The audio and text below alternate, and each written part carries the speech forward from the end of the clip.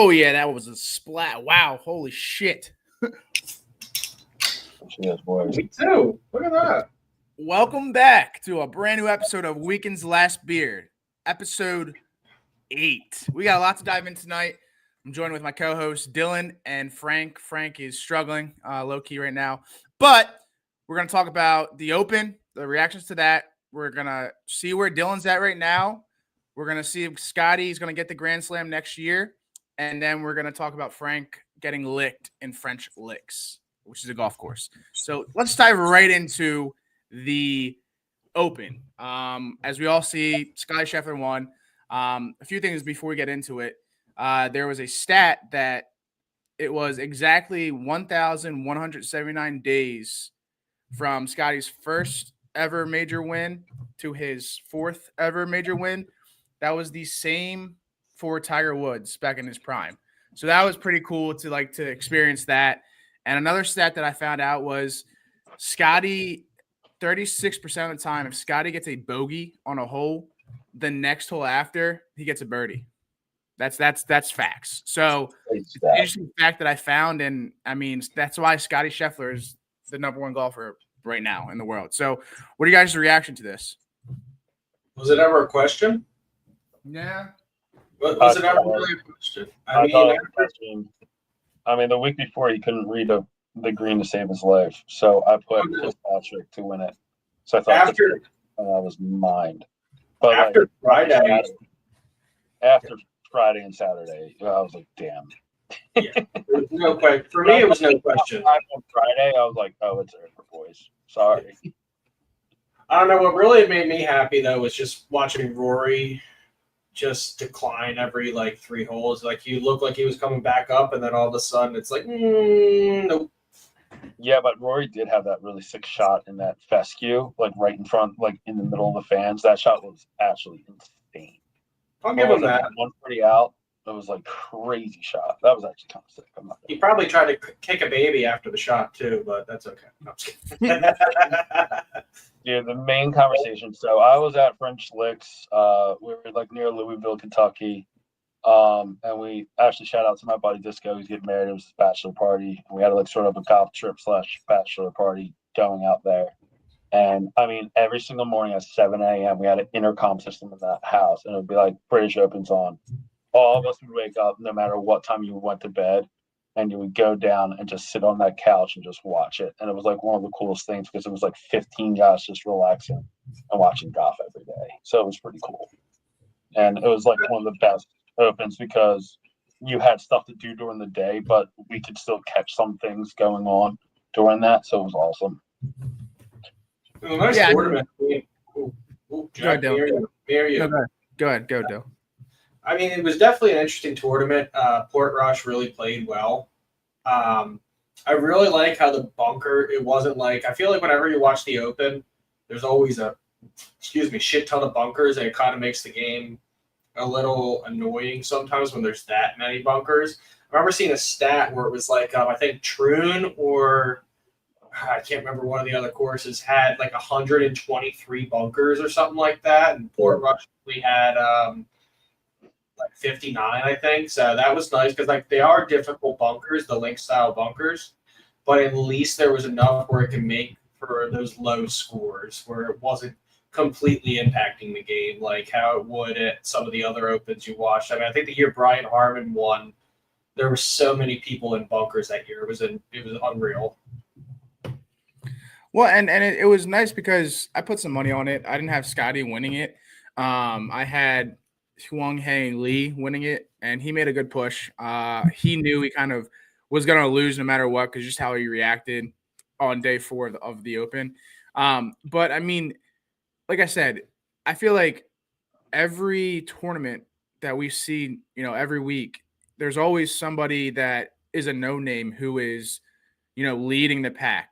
And I mean, yeah, this week we had Scottie and Scottie, I think after the second day, if he's in the lead, he's not losing it. That's how he's played.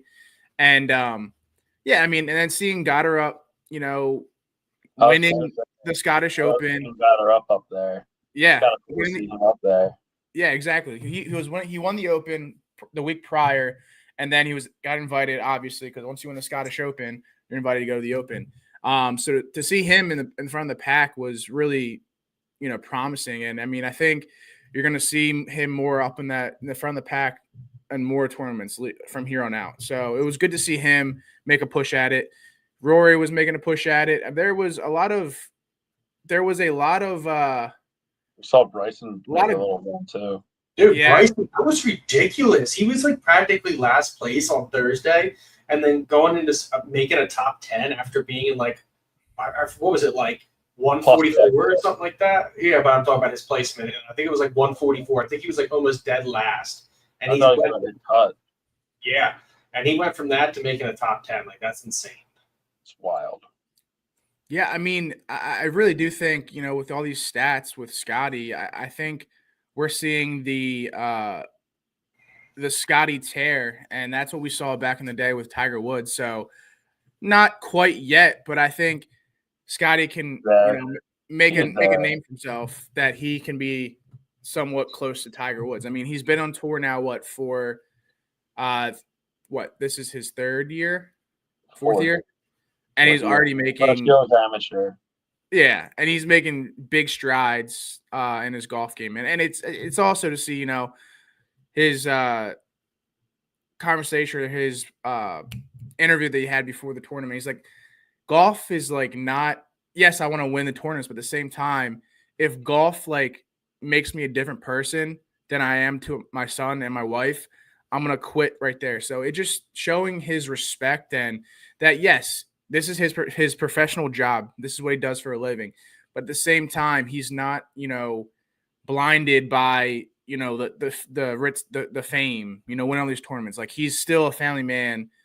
That's what he is through and through. So it's good to hear him saying that. And it just makes you like Scottie Scheffler a lot more because it's not just golf. It's also family. It was so funny at later on Saturday, we're like, well, this is over. We were all like joking around by it. And then that Sunday morning, we were watching it a little bit while we were leaving. And first shot, freaking birdie. And I'm like, first hole, freaking birdie. And we're like, oh, this is definitely over now. Okay. The guy's just a beast. He came in on Sunday with -4 in front of the second. And we're like, oh, God, he has a 4-shot lead. And then he puts on a 5-shot lead. And I'm like, oh, my God, this is already over. Holy hell. Well, and this is the tournament that was kind of his Achilles heel because, again, he's been on tour for 4 years.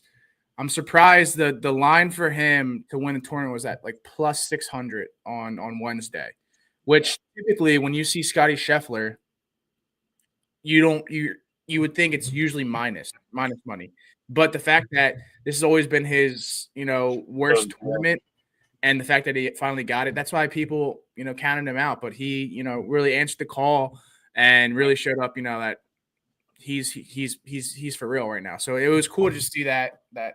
Well, also you got to remember Thursday was really bad weather and Scottie didn't play that well. But then the weather actually broke and it was all nice weather for the British Open. And that's very rare for that. I mean, it's like usually it rains 3 out of the 4 days. And I don't think Scottie's at his best when it's not the greatest situation there. But I think he won that. He got it out. He squeaked it out. Well, he didn't squeak it out, but you know what I mean? He got a really nice weekend to play really well, and he got it.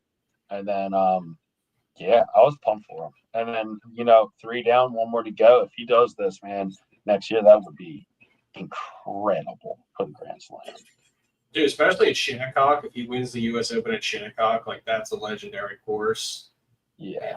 For a legendary win, like I want it to happen so bad, it's ridiculous. I want it to happen there too. Well, and not to mention, we'll talk about it later, but he can win. He could get his Grand Slam on his birthday because that weekend at Shinnecock is his birthday. So his 30th birthday, he can win his Grand Slam. Yeah, that's great. Yeah, right.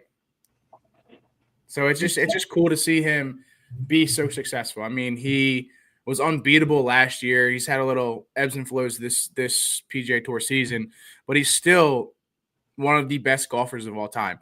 And like I said earlier about his family, like seeing his son Bennett, tried to walk up to his dad when he was raising the trophy was so cute. And, you could just see the pure joy in Scottie seeing his son and his wife when they met him on the green. So it just golf is more than just winning millions of dollars. It's all about family. And I think more and more golfers are realizing that because Tiger Woods, even though in his prime he was diabolical, he was so freaking good at golf. But I feel like he let the money and fame get to his head too much. That's why we saw, his downfall when he got in the car accident, things like that. So it is good to see Scottie Scheffler keeping it even level-headed going into these tournaments. So it's good to see that. And that's what golf's all about. I have to agree. Yeah, definitely. Even when it's now known if if Scheffler's actually in the lead on Saturday, you all look around, you're like, well, Sunday's going to be just watching the Scheffler show and just watching him just pull the lead away, Mm-hmm. I think that's where he thrives. And I think his mental game is so strong. We're talking about a guy that went to jail for 2 hours and then did his warm-ups in the jail cell and then still won the goddamn tournament. It's kind of crazy, how mentally strong this guy is. You never see him really, go off the boards in anger or being way too happy. He just plays it and he just stays steady keel all the way through. And then maybe by the 18th hole, you'll see, the happy Scheffler. When he knows he has an 8-stroke lead or something like that. But if it's close, man, that dude is dead aimed, just in the zone, ready to go. He's 100%. Go ahead, Dale. I just said he's Himothy. Did you guys see something actually changed? The thing on his Wikipedia, it said Scottie Himothy Scheffler. Yes, that was hilarious. That was awesome. But and so the one thing that you see on the tour and during these tournaments is, Rory, he's very serious when he's the final day and he's not really joking around. It's kind of straight and narrow. Whereas, like I said, Scottie and Lee were just palling it out there. And it's good to see that because granted, Scottie had 7-stroke lead at the time, but at the same time, he's still human and he still can you talk with your competition. That's good to see. That's good to see. You know why, Jack? Why? Because Scottie's not a fucking douchebag. Rory is a fucking douchebag. So nonchalant. Authority that was so nonchalant. He didn't talk to him the whole time. The Masters. Normal people. We had this conversation last night with my buddy. Rory's a douchebag. No. Just say it with me. I will not, and I will never. No. I don't think so. But we were talking about last night, me and my buddies, and he just gets this unneeded hatred in his golf game as a person, for no reason. I think it's warranted. I think there's a few reasons. I think it's warranted. All right, then if that's the case, and give me one reason other than he's a douchebag. He breaks tee markers. He throws tantrums. Have you ever seen the thing of him throwing his club into a Wyndham Clark freaking punched the locker and is banned from wherever that was. Well, Wyndham Clark's a douchebag too. At Oakmont, by the way, yes. Yeah, so it's just every golfer has their breaking point. It's not, and the fact that he was literally the leader during the whole separation with Live Tour and PGA Tour. He was all the pressure was on him. So you got to give him some kind of credit. He was second. You know who was first? Eldrick Tiger Woods. Yeah, he just played it in the background. I think DeChambeau is more of a douchebag than Rory is. You're wild by that. No. He's just ahead of Jack.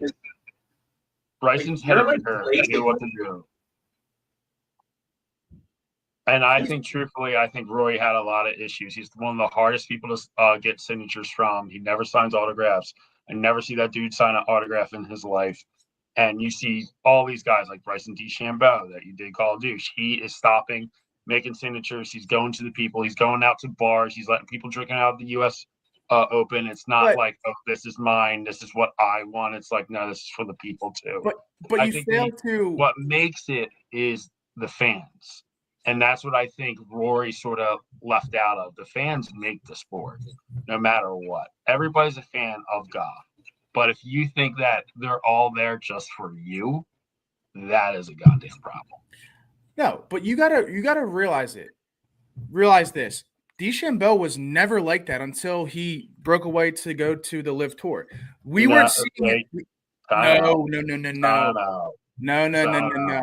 He had an interview about this, and he talked about it. He goes, I was told by some high-level pros that they cannot allow personal life allow your personality out there. And then he wasn't being himself. He was giving attitude, blah, blah, blah. And then after he realized, no, actually, these guys are wrong. It's just a different time in the world. He started his YouTube channel. He started signing autographs. He started talking with the fans, having that. And then he started having fun with golf again because he started feeling the momentum shift and everything like that, and everybody loving him and everything like that. That was before Live. It was starting to come back up. He stopped wearing that shitty ass hat. And then he started just wearing normal hats. And then he went to Live. And then he got a little hate for that. But then he started his YouTube channel. Now it's probably one of the top YouTube golf channels out there is the Breaking 50. And it had the president on there. It has some of the greatest golfers on there. Has some of the funniest people on there. It's amazing what he did and what he accomplished. His whole persona changed over probably 6 months. He's now one of the popular golfers in the world. You know who's he's not the most hated to one of the most favored. You know who's not Jack? I just think Rory never changed. He never went through hate. He never went through that. He thought, I'm the greatest, whatever. I'm the best thing there is. And I'm not gonna lie, he's one of the best golfers there is. But his personality is just is not better than a wet tail sitting on the door. I'm sorry. Scottie has that same personality. Tiger has the same personality. But he wins. But he wins. Scottie has that same person. No, he does not. Scottie does not. Did you see him on the interview with Grant? Dude, he was making fun of Wesley the whole time. Was laughing the whole time. It was pretty funny. Dude, even Tiger's now on YouTube, fucking doing shit. Tiger's and TaylorMade. And Tiger, don't get me wrong, he was a fiery dude when he was really in his prime. But even so, he wasn't a douche. He would still did you ever hear the story of him when it came down to his last ball at Pebble, and he literally came down to his last ball because he had given a ball to a fan? Yeah. Can you think Rory would do that? Come on. Yes. No. Stop dick eating. I'm just saying. You are glazing so hard, dude. You are literally Team Glazer. You're the captain of the Glaze team. So bad. That is so bad. No. He is who is he in the NFL? I feel like he definitely won more than freaking Dak, but people that glaze Dak for no reason. That's what you're doing right now. Yeah, keep your head down in shame right now. You should. I'm not in shame. I'm just saying. You're just saying. Rory is the Dallas Cowboys of the PGA.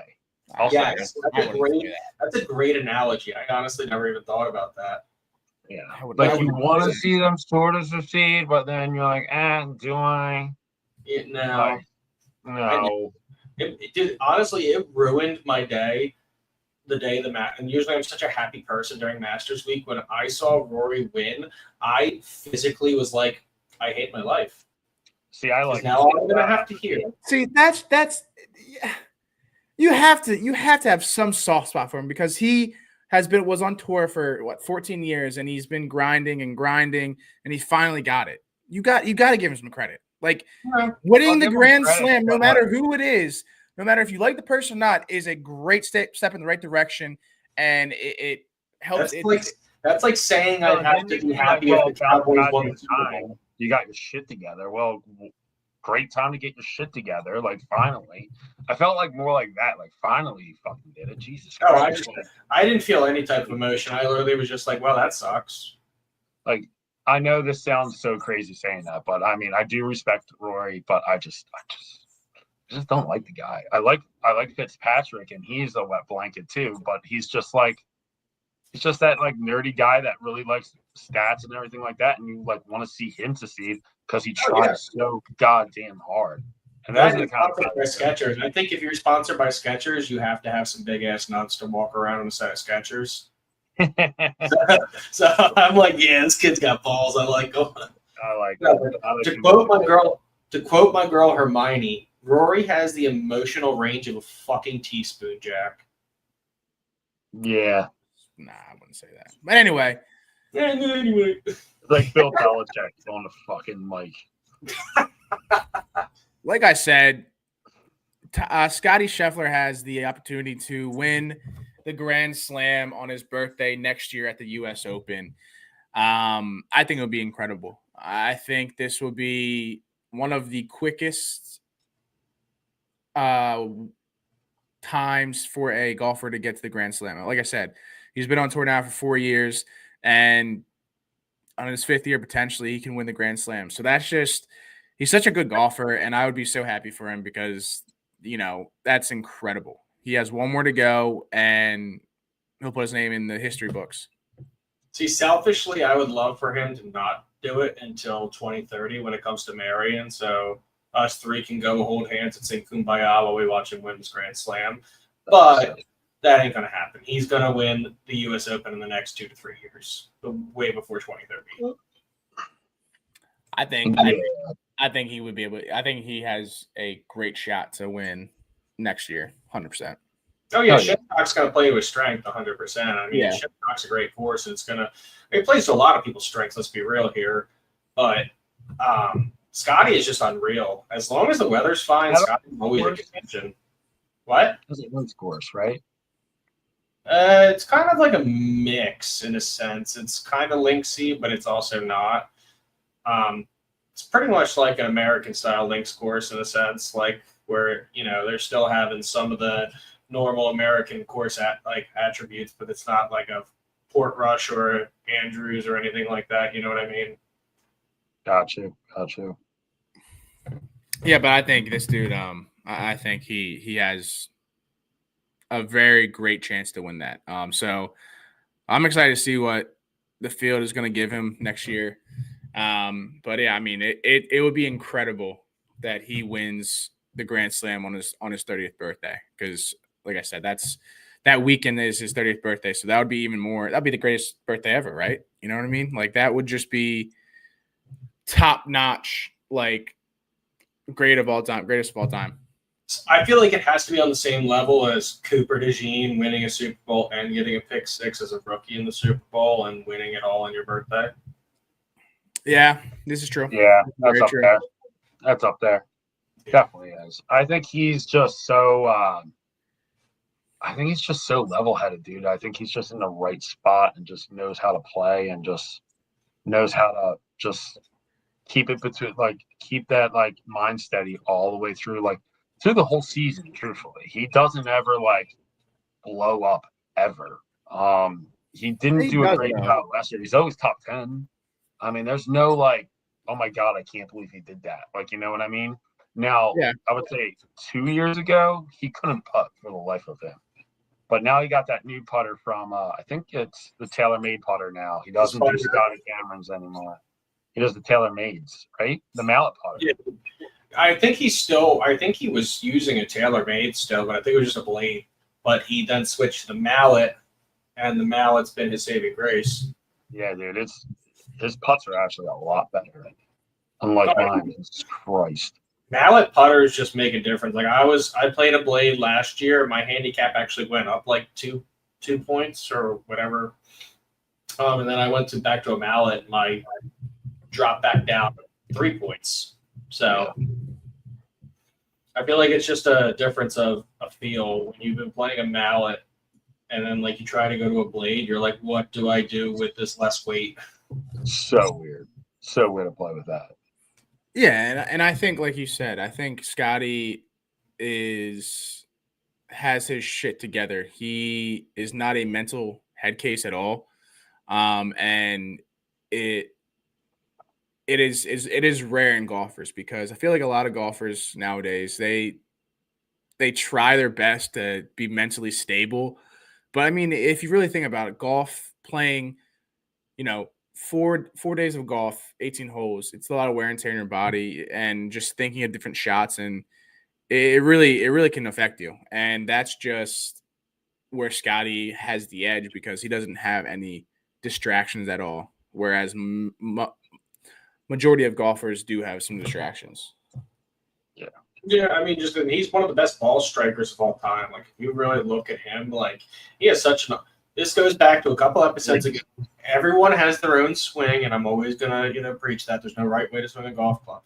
But you look at him, and even the broadcaster was like, "Look at his follow through. Look at his feet. That is the worst. Like some of the weirdest shit they've ever seen." But the man is one of the best ball strikers on the planet Earth. Like, they can't say shit about his. They're just like, how does he do it? Like, look at it. Like they were like saying like. Look at his follow through. Look at his feet, and they're just like, we don't get it. Like, how does this happen? Because like, he is really just an amazing ball striker when it comes down to it.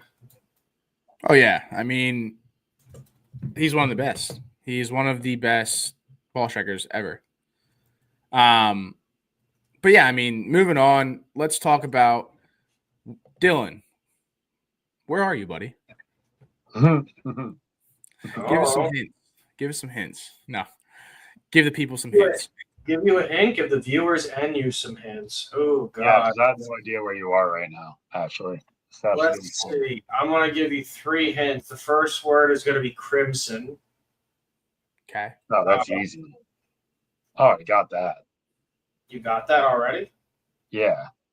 Do you? Crimson Tide. Oh, fuck you, dude. That was so easy. Yeah. You could have said Sweet Home. Well, I feel like that would. I thought the word crimson wouldn't have been that, like out there. I feel like if I said Sweet Home. Don't give nothing but God, baby. So, guys, as people don't know, Dylan travels a lot for his work. So pretty much the past 3 weeks he's been not home. Yeah. So how many states have you been to since you've taken this job? Since I've taken the job, that's a great question. I know all time I've been to 28 states so far. Since this job, I'm just going to say the main ones, just where I travel for my regular, when I'm home, when I'm traveling for work. So we got Pennsylvania, New York, New Jersey, Delaware, Maryland, Virginia, West Virginia. And then we got Dallas. Well, so that would be Texas, Alabama, Georgia, Arizona. Well, you could be our scout for all of our golf trips, dude. Seriously, you can start looking around. That is, I think, 11 or 12 since I've been with the company now. What is your favorite state and what is your most hated state? And here's another question. What's your favorite airport and what's your most hated airport? Hated airport is Atlanta. Yeah, dude. I hate the Atlanta airport with a passion. There's nothing they can do to make that airport better. It's just the worst thing I've ever seen in my life. My favorite airport. That's a really good question. Like when you are going to fly there, they're like, all right, they got their shit together. I have no second. Minnesota. Minnesota's airport is awesome. They have a PGA thing in there. So if you have a layover for 3 hours, they have a PGA of America in there. And they have simulators. And obviously, you're not going to have your clubs because usually they're check bags. Yeah. So you can go in there and literally for $30 for I think it's half an hour, go in there. They have ping clubs too. It's not like they're top flights or something. Wow. They're ping G 430s or 435s. And you just go in there and swing, dude. I remember I sent you guys that I was in Minnesota that time. I had a layover there, and I literally sent you guys a picture. I'm hitting into Civ at an airport right now. That's awesome. I wish there was more other things like that. Yeah, Minnesota is probably my favorite. All that. What? I would do that all day. Literally, Yeah, no, I would like. We were literally in the Philly airport, and I was like, "Man, like we just have to set up this bar the whole time." I'm not bitching about drinking or anything, but like, I was like, I would like to do something else instead of just sitting here and just watching TV and drinking beer the whole time. Like, I'd rather be drinking beer and hitting some balls. That would be kind of great. Yeah, dude. Minnesota airport's definitely my favorite. And they get you your bags quick too and everything. Minnesota airport's just great. I'm gonna say that. So like me and Caitlin, we went there for a wedding, and like literally we got off the plane and like we're used to like Philly and all that. We're like, all right, we can stop at the bathroom, we can stop and get a coffee, and then our bags still ain't gonna be there when we get there. Me and her, we stopped and went to the bathroom, and she was like, maybe we should get a coffee, and we walked past our thing to go get a coffee, our baggage like claim thing, and our bags were already spinning around, and we're like, oh shit. We'll get a coffee somewhere else. Dude, I did the biggest mistake. I walked into Louisville's thing, and they had like a bourbon bar. Yeah, let's rip a Manhattan before our boys come and land. And 2 Manhattans later, I was like, "Well, I can't drive. Can you drive?" He's like, "Nope." I was like, "Well, the boys that are landing are going to be able to drive." Yep. Yeah, and I mean, I'm trying to think then, man. Favorite state's hard because it's like there's a lot of cool things, a lot of cool things about a lot of different states. Probably my favorite state to visit is gonna be Massachusetts, actually. Oh, that's a good one. I like Massachusetts. I like Boston. That's also because I'm a big craft beer guy. Mm. So Massachusetts is like the capital of craft beer. Especially shout out Treehouse Brewing. I love you. Maybe sponsor us. I don't know. I mean, who said that? But yeah, no, Massachusetts is probably my favorite to visit. But other than that, like the ones that work is taking me to, I'd probably say Texas because I really like the golf down there. Other than my little rattlesnakey friend in the sand trap. I always wanted to go golfing in Texas. I always hear like amazing things. I always see it on like, I always like watch like weird ass YouTube videos of trying to find like what's the best courses in each state. And I always love following those kind of things and going, oh, that's on my bucket list. This one's on my bucket list. Yeah. I mean, that's how we sort of found my buddy's bachelor party because I started just talking about courses that I would kill to play. And that's how he was like, yo, that's actually a great idea. So I was like, ooh, okay, check off one. Yeah. So where are you traveling next, Dylan? Don't say it. Dylan, don't say it because we want to guess it next time. I don't know, man. The fun part is it's not like it's like planned out in advance very far. I know I will be back in Texas in October, but I won't be on the pod in Texas. I'm only going for 2 days in October for a quick little thing. I know I have to travel again next month towards the end of the month, but I usually don't know until like a week or two before. This wasn't even a planned thing. I was actually in Georgia, obviously, as everyone knows from the past 2 weeks of the podcast. And, got a Teams message saying, hey, you want to go to Alabama next week? I was like, well, sure. Why not? Why not? And so I scheduled my flight and hopped on a flight. Got home last Wednesday, hopped on a flight Sunday morning, and then spent 15 hours at Chicago O'Hare. That's awesome. Well, before we go on to the next topic, I want to do a little sponsorship right here. Ooh. Just topping it. One more. Let's see. Come on, get it right. You good, man? I'm off today, man. I don't know what it is. It might be this. I feel like this golf shirt is just, it's hot out here. It's restricting me. I'm just off. Well, why don't you try this, man? It's from double bogey down. Lightweight, 4-way stretch, UPF 50 so that sun won't burn you. And man, it's one of the best polos I've ever worn. Let me give it a try. Already, this golf shirt feels a ton more breathable, less restricting. Let's see if it positively impacts my golf game. Little flop shot right here. Let's see. Nice shot. Thank you.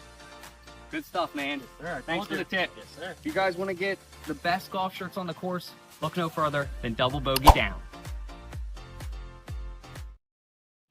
We want to thank you, Double Bogey Down, for that sponsorship. Like it said, if you are looking for a great golf shirt, you can customize it. Make sure you buy your shirt through Double Bogey Down. So That was probably one of the worst flop shots I've ever seen. By the way. Shout out to Doll. So shout out to Double Bogey Down for that. And make sure you buy your shirt through them. I waited for Doll to send a really nasty comment. Yeah, there it is.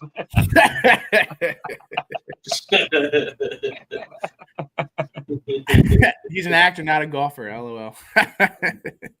Yeah, like Mia Khalifa acting. Whoa! Whoa! That's not nice. How'd it go, Speaking of golf courses and golf shirts and, spending a lot of money on the golf course, Frank, like he said, was at a bachelor party this weekend at the French Licks, which is a pretty top tier golf course. So, Frank, you got licked by the French Licks. Please explain your breakdown of the weekend and how shitty you played. Yeah, I played pretty shitty. So I get there on Thursday. I haven't seen some of these guys in probably like 5 years. I was pretty excited to see a couple of my friends that I went to college with. So I'm like on and off all the time.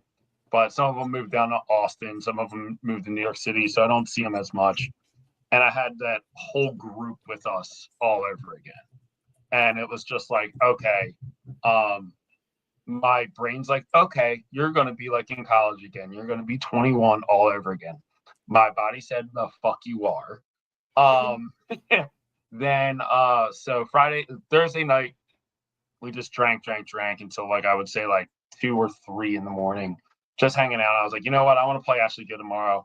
I was pretty hammered too.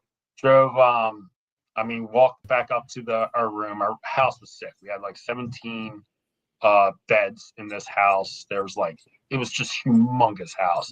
And a huge garage with a whole basketball court, pickleball, you name it, you could do it basically. Then we were just at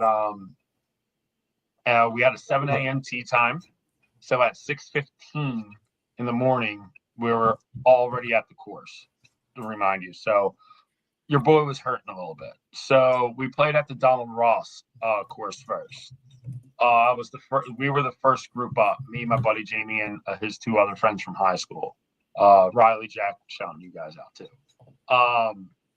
I shot plus 15 on the front 9. Oh my God. Damn! So that was a solid 50. I was shaking like this.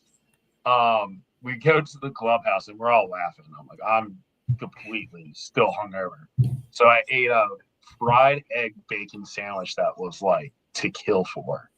And then I had a shot of tequila and then a double transfusion that I basically chugged. And then I bought a 6-pack of beer. Then shot a 41 on the back. Jesus. So Daddy was a little bit back. So it was so funny. Like I was like, oh, I guess I'm back on now. Like, you know what I mean? Right. Every par 3 was at least 230 yards or more. Jesus but Christ. It was a tough Donald Ross course. But it was really fun. It was a great time. And then we had 4 hours in between our tee times.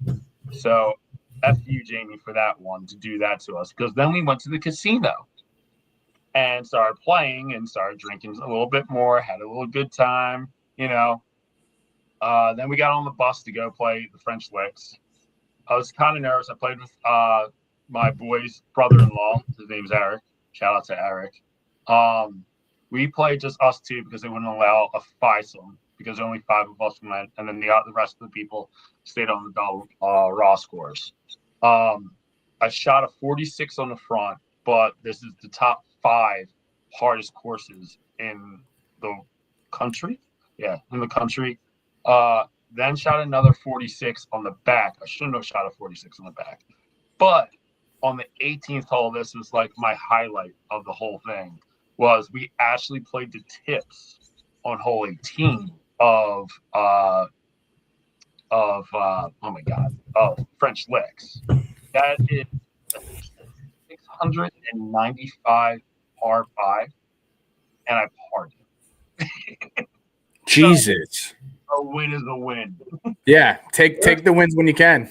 Honestly. Like, you know what? I'll take it. What the coolest part was, we had a tee time at 4:20, and we were cruising pretty well because they're like, "Hey, you might not get done. You're like hole 18," and we're like kind of upset about it. But by the 17th hole, the sun started coming down, and then when we pulled up to the 18th, the sun was like literally 10 minutes to like 20 minutes to get down, and it was like probably like the most surreal, most prettiest hole I've ever seen in my life. Like, it like literally teared me up a little bit. I was like, wow, this is sick. This is what it's all about. And then the caddies let us play, like all 5 of us, for like the last hole, so that was pretty cool. Shout out to my buddy Chris, who is basically a scratch golfer. He shot a 75, and he played not the tips, but the ones that were just in front. And that was a 7,800 yard course for him, and he shot a 75 or 76. So shout out to him. I'm calling out his score. So that was pretty amazing to watch from far away. I did do damage at the pro shop. I know I sent you boys those pictures. It was I'm not gonna say it out loud because then my wife could use this against me. But it was really cool. They did give you free stuff. They gave you a free bottle of bourbon, and then they gave you a couple nice cigars, and then they gave you like this little metal thing of like your score on like your best hole. And I got it on the par 3 because I birdied it. But I really wanted the 18th hole. I should have told him like, no, just do the 18th hole, dude. Yeah.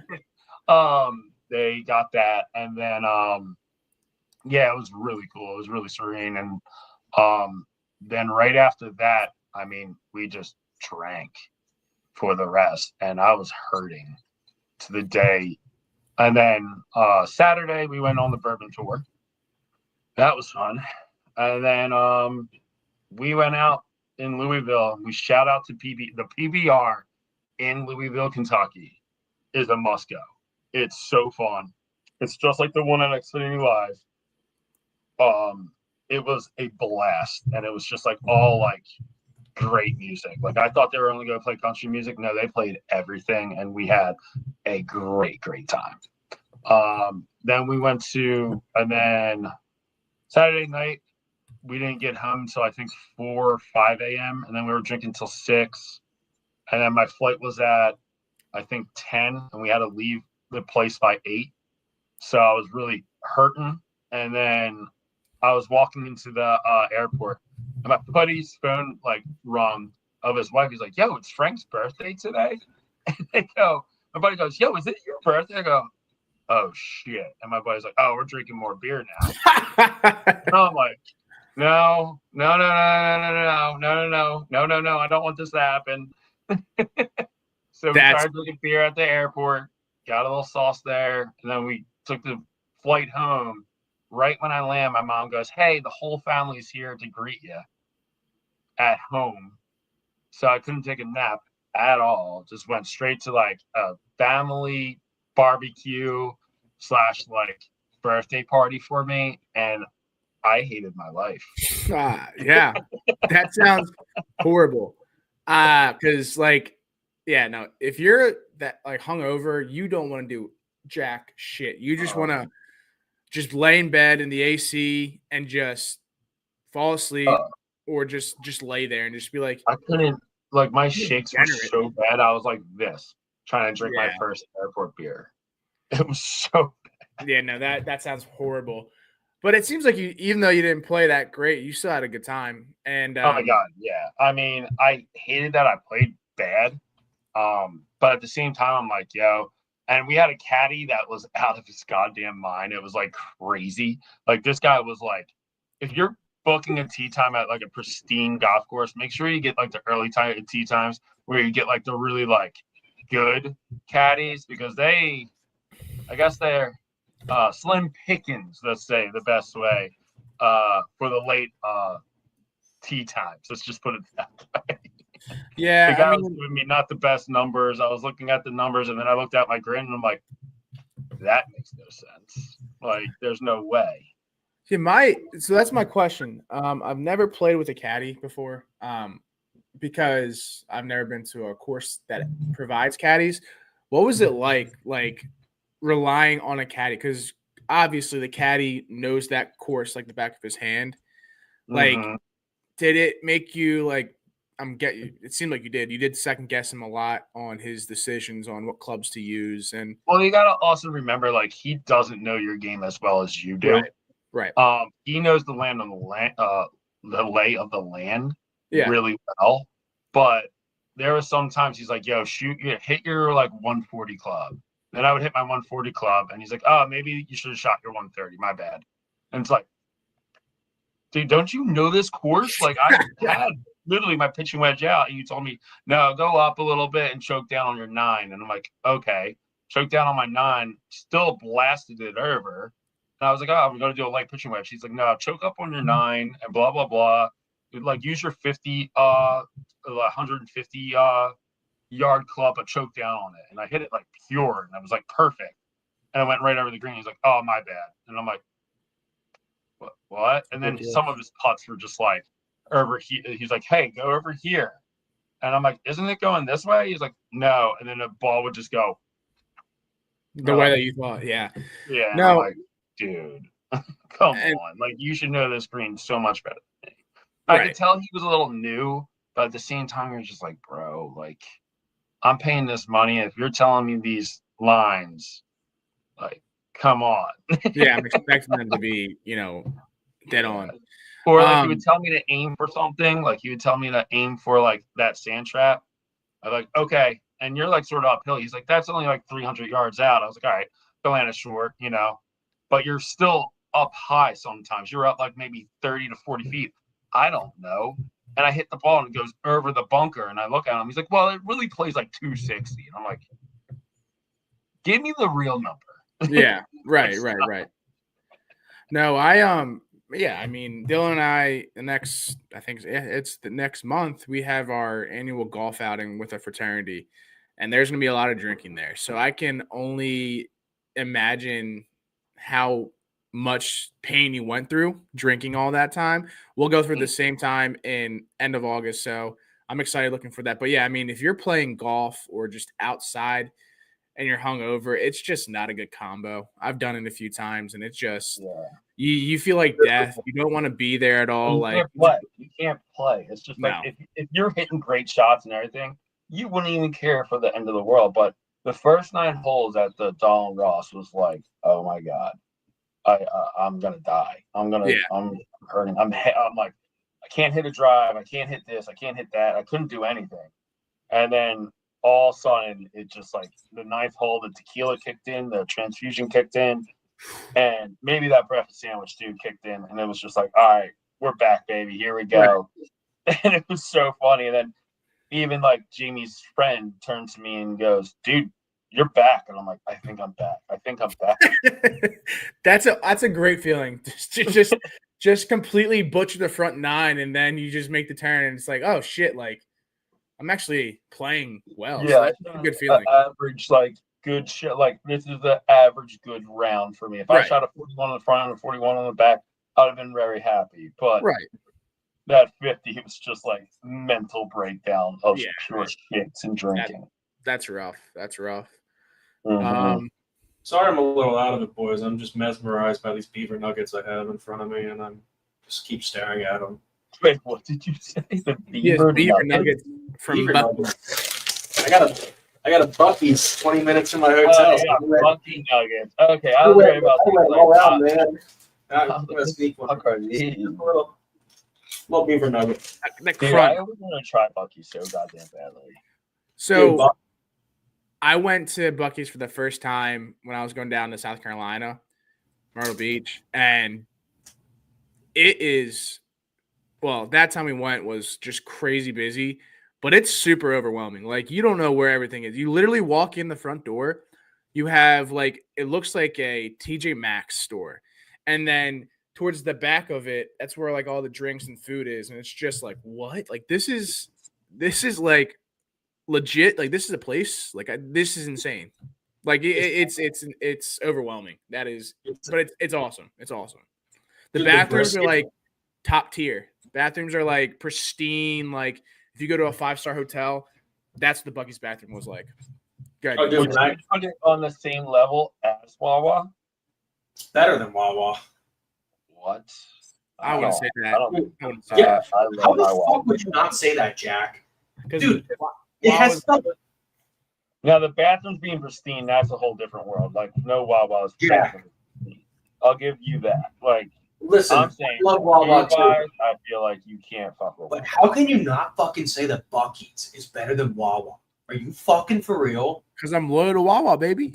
Yeah, I'm loyal to Wawa too. But when you go to a Buc-ee's, that's an out of this world experience. We don't have them, brother. Dude, first off, that is one of my top 10 places to take a shit at in the United States. It's I have fucking- that ranked in my little poop thing. You know what I mean? I have a Oh, little do place. you have the poop app, like where I pooped app? Yeah.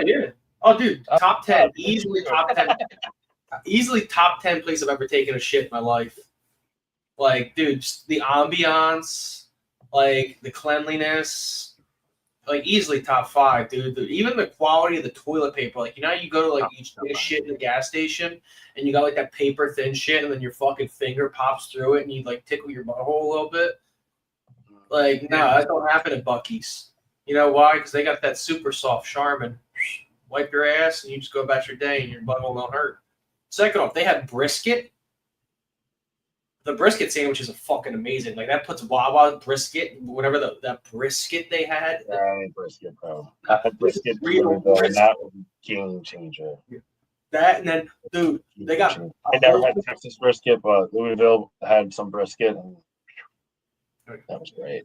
They got a whole thing. They got a whole thing of fucking beef jerky. Every flavor of beef jerky. Yeah. I'm not a beef It's jerky all guy, dude. I'm not a beef jerky guy at all, actually. Okay, well, Frank, you know what? That's upsetting, but I'll let it slide. No, and then plus they got their own brand of everything, bro. Beaver nuggets. They got Buc-ee's nuggets. They got, dude. They have fudge, pralines, roasted nuts. They got literally, dude. They have There's so cinnamon many buns. things on right now. Dude, they have cinnamon buns this fucking big. You ever have a cinnamon bun this big, Jack? No, I'm No, not I didn't saying think so. that. You know why? Because Wawa don't got that, do they? Do they got these nuts? No, these. Yeah, no, they their actually do have coffee these roll. nuts. They actually do You will have not talk bad on their coffee roll at Wawa. That thing is the goat, dude. That is one of the best coffee rolls I've ever had. Is Yeah, Wawa's coffee roll. they got That thing is delicious. Oh, yeah. I mean, come on. Like every single time I go to Wawa, the person goes, "Hey, I got fresh ones in the back. You want them instead instead of the ones that are sitting in the thing?" It's like, "Yes, please," and she'll bring them out to me because that's how many times I go to that Wawa. Every day I have one of those, and that's why I'm fat. Yeah, you don't get that experience at Buc-ee's. No, You do get that experience at Buc-ee's. You know Nope. why? Because every time they bring out brisket on the board. don't know what you're talking about, but okay. Yeah, because you're not cultured enough to know I'm French. an uncultured swine right now because I don't know a gas station in the South. Gas station. It's a place of rest, is what it is. It's how you feel at home. Well, Like, come on, guys, Buc-ee's is amazing. Don't even get me started, bro. I will die on that hill every single day.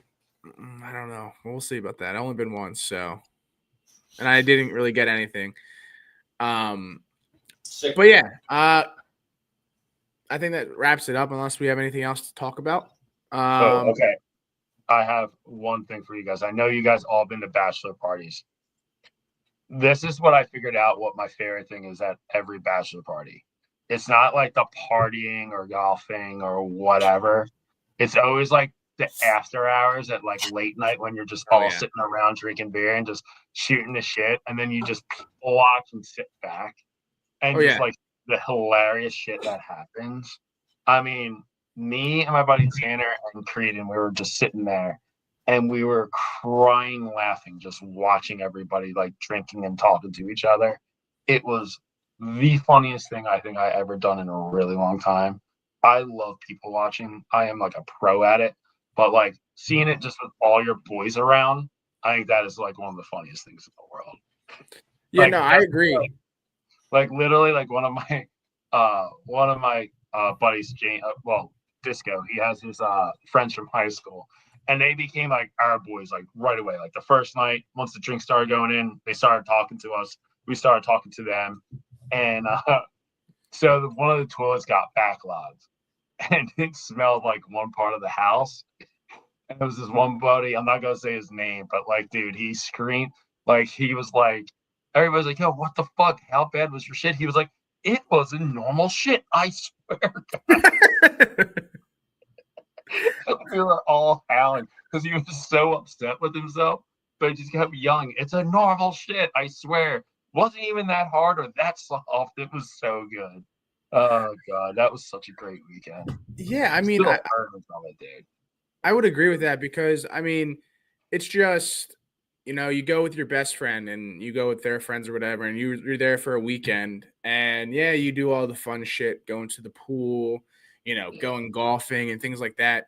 But like for me, I like just having conversation, and it kind of reminds me of like back in the day when I was a kid. Like my show I had earlier this year was Jackson Hour, and you just talked about random shit, and it's just like you're just sitting watching TV. You have YouTube Golf or something on, and then you just sit there and just chill with the boys and just have conversation and just laugh your ass off. And you have like inside jokes forever. It's Oh my just god, yeah. so funny. Like it's just like holy shit, dude. Like some of like the people that you just meet at the bachelor party, all of a sudden like you're like best friends by the end of it. Oh, 100%. It's so funny. It's just like so funny. Oh my god. Well, that was a great show, guys. Appreciate for everyone who stuck on and watched it with us. We will be back on Sunday at 9:00. Make sure you guys like and subscribe. Make sure you come to the show, watch, share it, because we're trying to blow this shit up. And summer's almost over. So please, please, please get your friend, get your girlfriend, get your wife, get your fiance, get your cousins to come in, watch the show, enjoy it, and sit back and crack a nice beer with us. Without further ado, play 18.